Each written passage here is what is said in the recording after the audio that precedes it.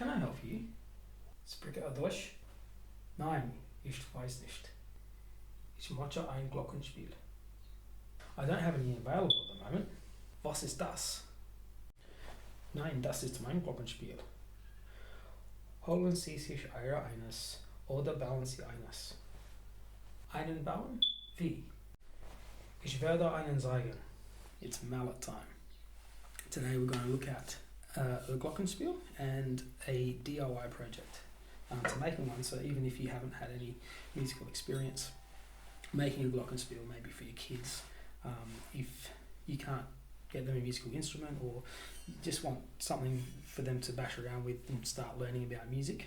And if you want to learn about music and how our 12-tone system works as well, is a really great way to get into it. Just a bit of history on the Glockenspiel. So this is according to britannica.com.au.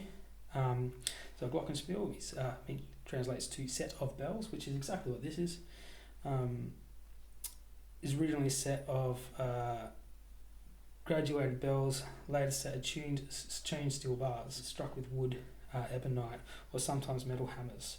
The bars are arranged in 2 rows, the second corresponding to the black keys of the piano. The range is 2.5 or occasionally 3 octaves.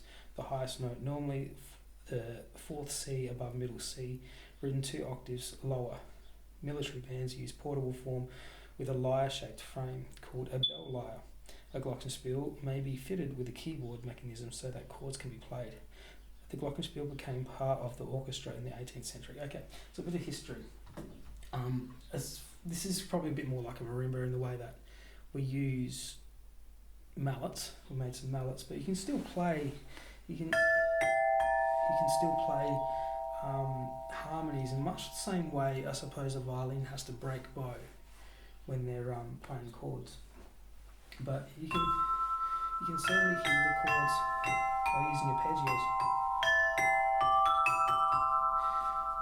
Basically, I did this for a university assignment, and I made this Glockenspiel so that students could learn how our 12-tone system works and where everything places. So it's a layout of the keyboard. So what I'll do is I'll just bring the camera over. What I'm going to do is basically try and break down like how I made it to the point where you can sort of follow the instructions, because there's not a lot on the internet. I found a few bits and pieces, but there's a few problems that we need to overcome, like our the big one is the mistake in the 12-tone system. So as we know, there's 12 tones, but of course this is assuming equal temperament tuning. So in other words, if A equals 440 hertz, that means that the note is vibrating 440 times per minute,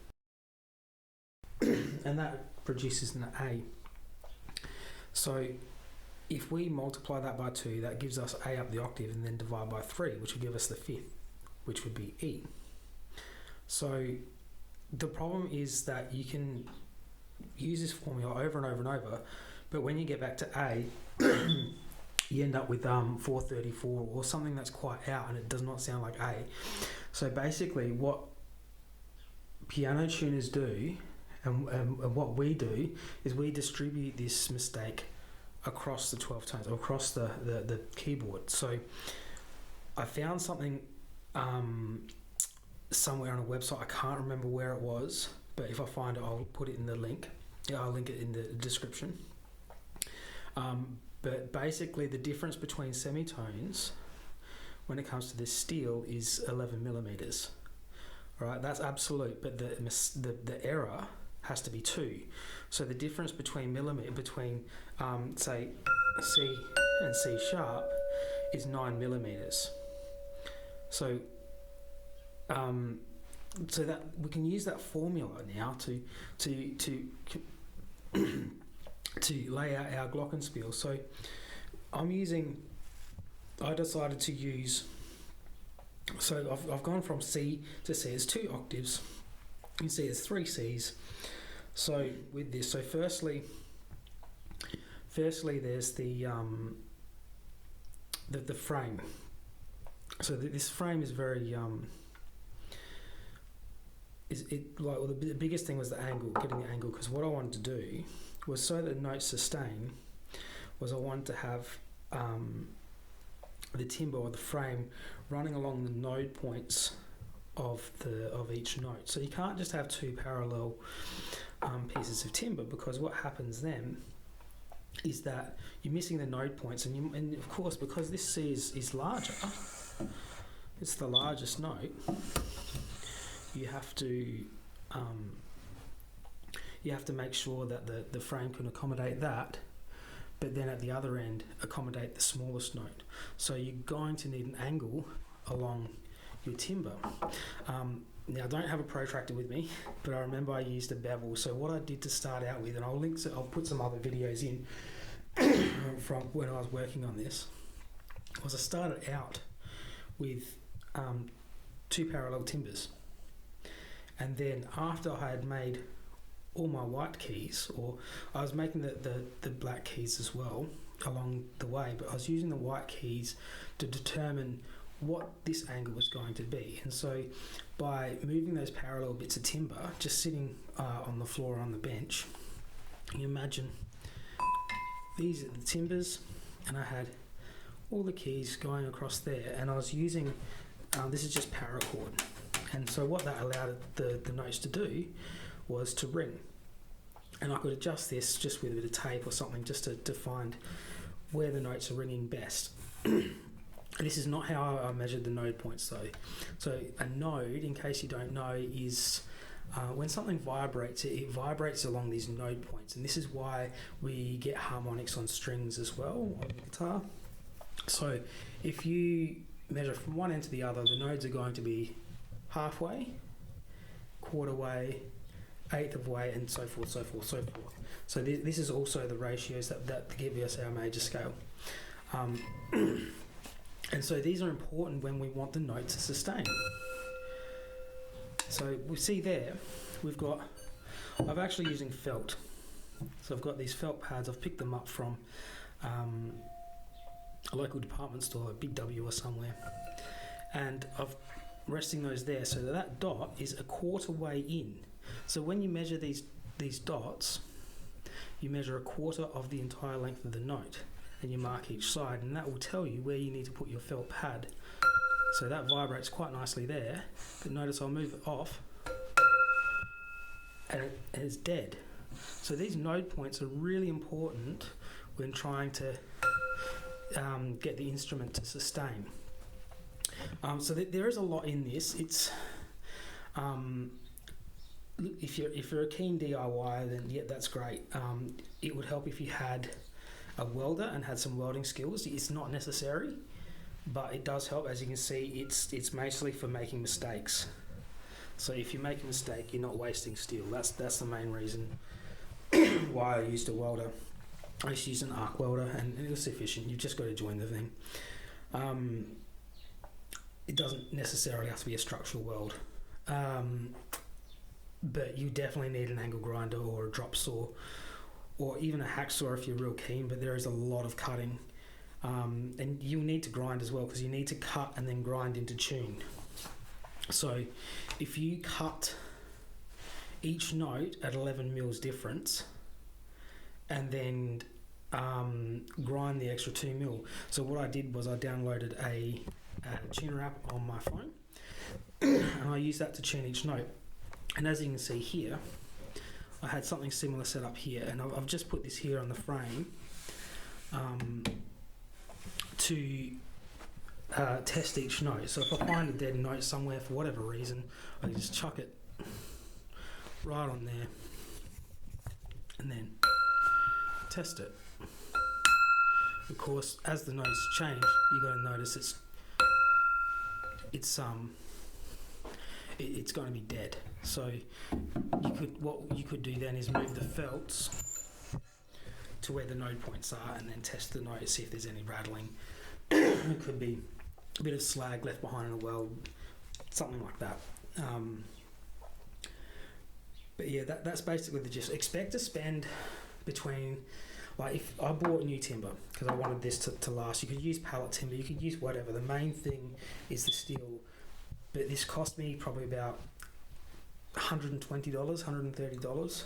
That's with the timber, and I had scrap timber, and that's with the steel. So I'll give you the thickness of the steel. So this was 2mm steel from C to B in the first octave, because the reasoning for that was because I wanted a lower tone for those low notes, and of course that means less sustain.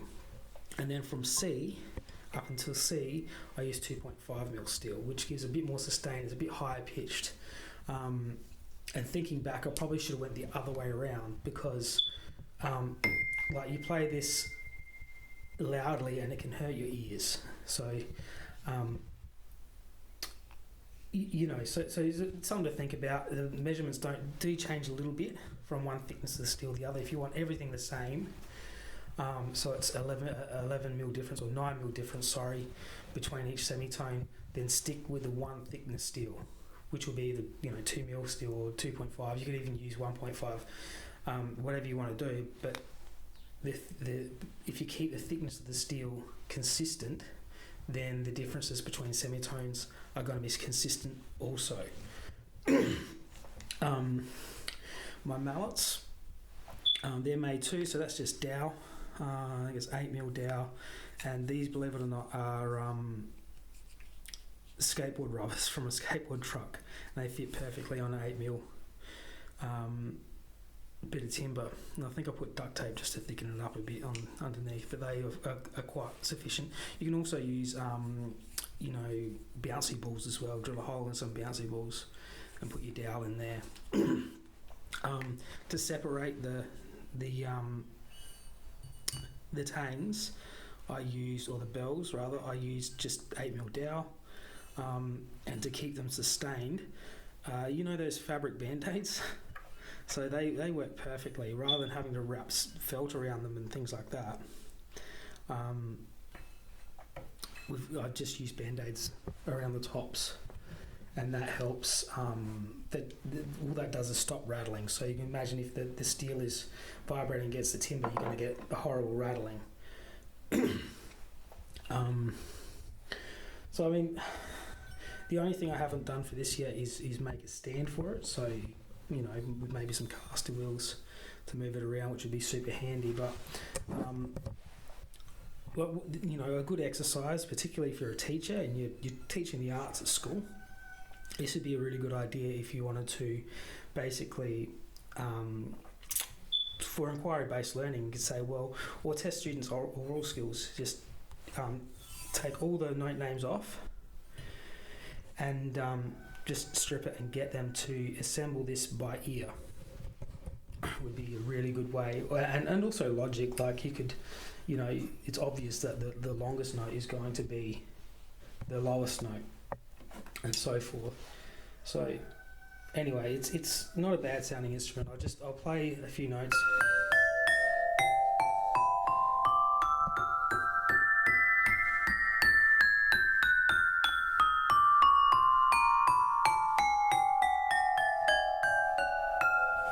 So that's what it sounds like. It sustains quite a bit. Of course, you can play all your blues scales.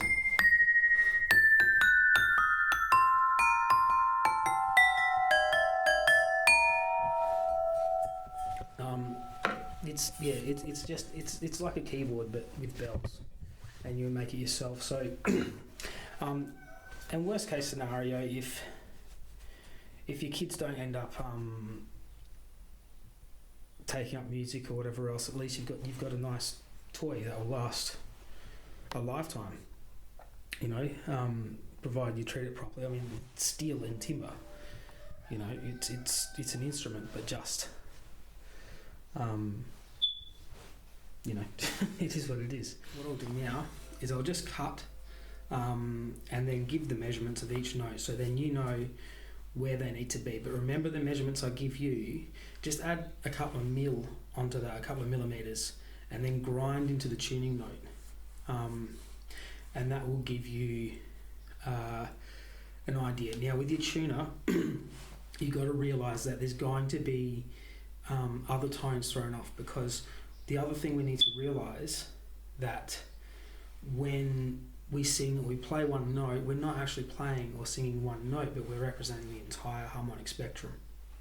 And so each note, that's what gives things its tone. So the tuner, because these are so resonant, these tangs, they're going to give off other overtones. And that's what gives it its brilliance, its brightness. And so they're going to be, the ones that the tuner picks up, they're going to be very much aligned with its bass note. So with C, for example, you'd probably get G as well, and sometimes F sharp. It might pick up F sharp.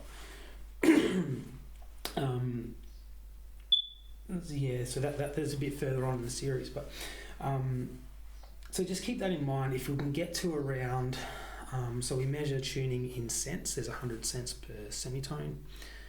So if you can measure cents, within about 10 cents is pretty good.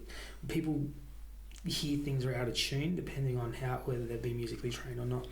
They hear things around 20 cents, whether it's out of tune. If we can get within 10 cents, then we know it's pretty good, and it gives us a bit of leniency for what steel, so it expands and contracts as well.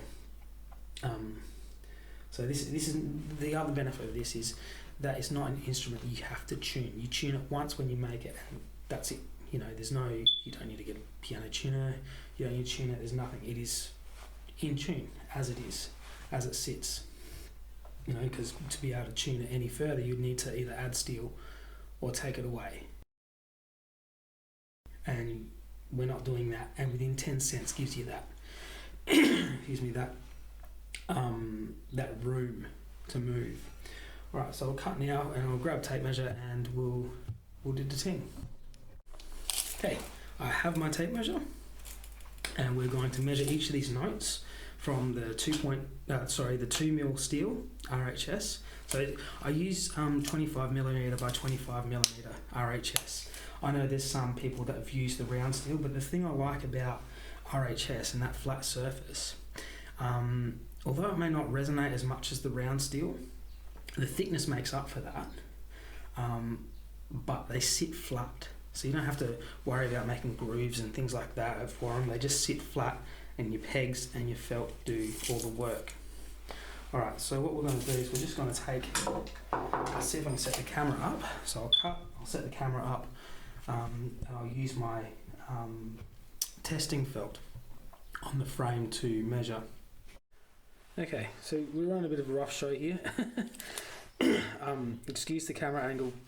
I've kind of got it clamped to a piano stool on the bench. So let's not talk about that. So we're measuring the tangs. So we're going to start from 2mm RHS 25mm by 25mm. So it's square. I'm going to start with C. So this is 2mm. Okay. See, I've got my nodes marked. We're just going to go through and measure each one. So remember, the measurements I give you, add 2mm to it, 2mm, so you can grind into the tuning. Because you can take steel away, it's a lot harder to add it, which is why I've got these weld marks. And the tone isn't quite as pure, because you're changing the thickness of the steel when you weld it. So alright, so we've got here, got 564mm with C.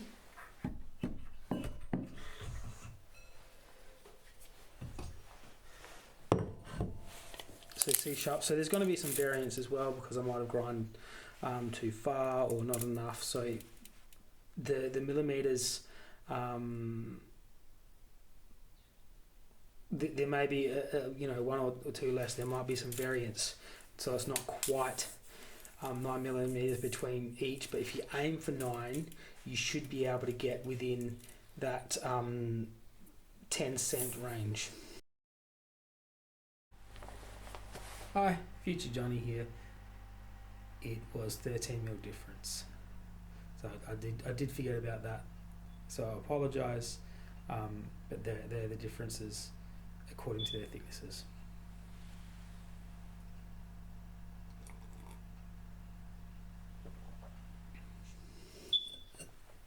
Right, that's 500 and 51 millimeters. And don't forget as well your tape measure. So when you're measuring, your tape measure at the end, that movement is about 2 millimeters. So when you measure your for your pictures, for your tangs, go from maybe the 100mm mark, turn this around, 100mm mark, rather than using the end, because that's 2 millimeters difference. So by using that and lining that up by eye, you should be able to get a more accurate measurement because your tape's not moving around 2 millimeters. Okay, so now we're going to go to D. So feel free to skip ahead with this, and the nodes just divide by 4. So in either case, like each note as you grind it, if you tune it, measure your node as well, so you know where to put those felts. This is 538 millimeters.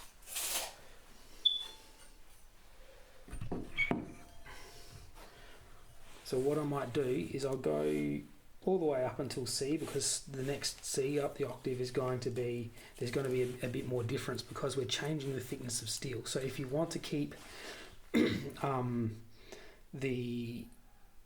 2 mil going into the 2.5 mil steel, you'll be able to do that because I've given you the measurements. Otherwise you can just keep it all the same. If I did this again, I'd probably keep it all the same because it would have been a lot easier and a lot less wastage. So that's D. So now we've got E flat or D sharp, which is 525 millimeters.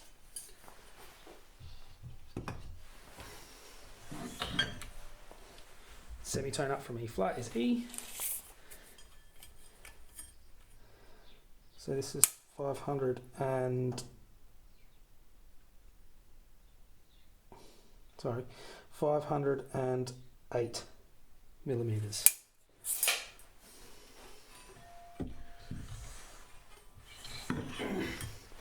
Semitone up from E is F, the next white note. Sorry, I'll see if I adjust the camera so I can see the note name. There you go, F, there it is. No, it's not going to let me do it. I need to invest in some better equipment, I think. This is 494 mil. 494 for F. F sharp, G flat. Now this, I got a feeling this, oh yeah, this is 2 mil. I thought it might have been 2.5. It's 486 mil.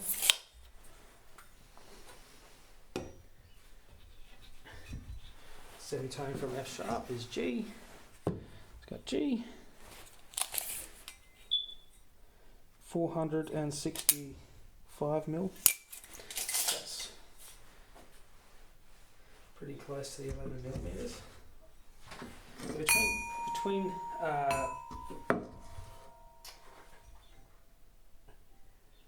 11 and 9. What did I say? What did I just measure? I measured G.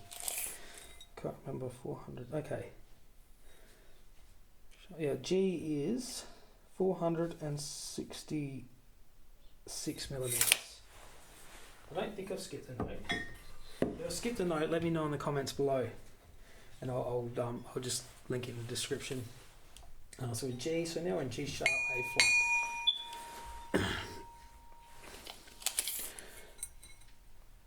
450. Ooh, I rounded that off. 453 millimeters. I think it could be 454, but because I've rounded the edge to get rid of the burr, that's another important thing as well. You need to get rid of the burrs, especially if you're using these with children. I'll just grab our next note, A. Especially if you're going to use these with children, you need to make sure you get a file in here and remove all these sharp burrs. And this is especially children, obviously, but if you bring it into a school, if you're a teacher and you bring it into a school, you as a teacher, I shouldn't need to tell you this, but you're liable for the safety of those students. So it's important, and especially if it's not, I know the state government's very strict on OH&S, and fair enough. If you're bringing something into the school, you need to make sure it's safe, and that. You got to make sure your kids are sensible as well. They're not going to, whack each other with the steel. But we do need to make sure the burrs are removed, and that's the best thing we can do to make sure that the children stay safe. In that regard, obviously there's some common sense that goes with it too. So I probably wouldn't bring this. And supervision. I would bring this to a kindergarten, as long as there was enough adult supervision, but particularly if the classes had behavioural issues, I might be a bit more reluctant to bring it in. Although it could be a very rich learning experience, unless of course you keep the tangs down so they can't be taken out. So that was A. Did we measure that? No, we didn't measure that. I'm sorry. I do apologise. We did not measure A. A is 437 millimetres. A sharp, B flat. So the beauty about this as well is as you're making this, you get to learn about music. There you go. So this is B flat, and this is 400. And sorry, I'll try and get this on camera. It's very difficult because my camera, I haven't got a tripod. 425 millimeters. I've basically just got a clamp holding my my camera. It's not the best angle. I can move this, move the frame a little bit. Might help. So now we're at B, semitone away from where we need to be. We're at 412 millimeters. Okay. I'll measure the two into the next two semitones into the new thickness. So we're now this note here is the 2.5 mil steel, and we're at 400 millimeters or 399 millimeters. 399 millimeters. Okay, and then we'll go to the C sharp into the 2.5 mil. 399 millimeters. This one's got a dodgy little hole in it. I think this one might have been welded. And this is 387 millimeters. Okay, so there you go. That's the first octave plus two semitones. So I'll cut now and I'll just finish off the video. So that pretty much sums it up. So the tools you need: a hacksaw or a way to cut the steel. I used an angle grinder, very handy, and then you can grind into. In case there's a mistake, a welder is handy, but it's not necessary. You need some timber. I use 2x4 because it's what I had. And you need your RHS steel. So I used 2 mil, 25 millimeter by 25 millimeter, 2 mil thick, and going into in the second octave, 2.5 mil thick, 25 millimeter by 25 millimeter. And that's what these measurements are based upon. You'll need your felt pads from Big W or wherever, that you can place along the nodes. You'll need a tape measure. You'll need probably a paint marker or a Sharpie to mark the nodes. Mark the nodes as you need it and mark your cuts. Keep in mind that another area where I went wrong was I used a chisel tip, and so that's probably about 2 or 3 millimeters thick, and so I had to use the tip, otherwise I was it was incredibly frustrating because I'd cut not enough off and I'd have to grind a lot into tuning the note. Another thing you need is a tuner or a tuning app on your phone. They're free. There's so many of them, but it needs to be a chromatic tuner. And once you find, if you're doing this with a different type of steel or a different thickness, find one note first and build from there. But I've given you the measurements, so you could pick any one of those and build from there. And you'd be 10 cents within the right tuning. Grab some screws, 8mm dowel, a couple of meters of that, and it goes quickly.